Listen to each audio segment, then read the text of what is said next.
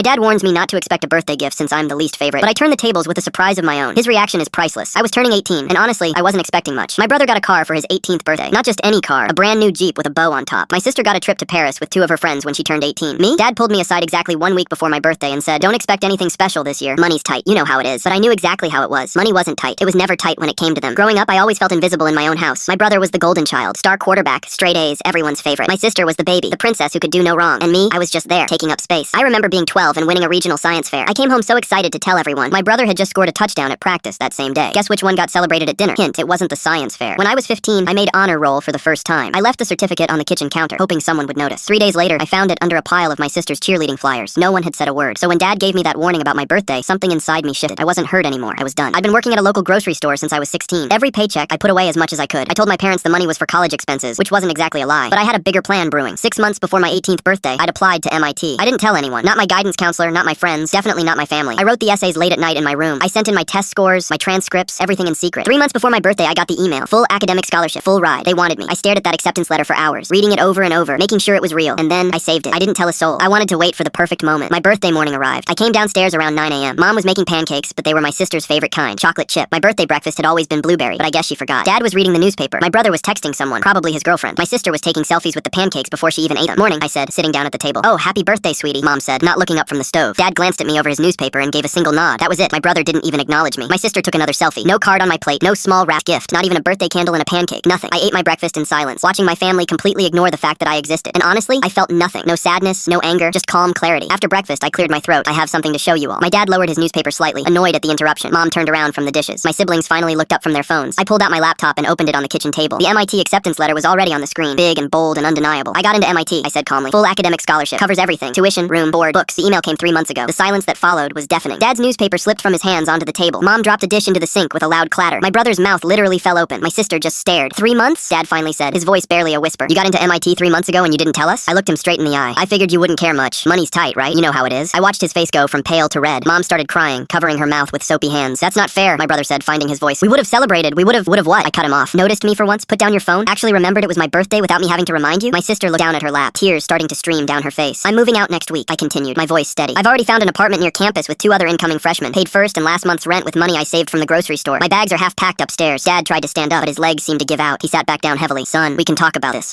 There's nothing to talk about," I said, closing my laptop. "I just wanted you to know that the kid you ignored, the one who wasn't worth a birthday gift, is going to MIT. Thought you should hear it from me before I disappeared." I stood up and walked toward the stairs. Behind me, I heard Mom sobbing openly now. I heard my sister whisper to my brother, "We really messed up. We really messed up." Yeah, they did. As I reached my bedroom door, I heard Dad call out my name. His voice cracked, but I didn't turn around. I had spent 18 years waiting for them to see me. Now I was done waiting.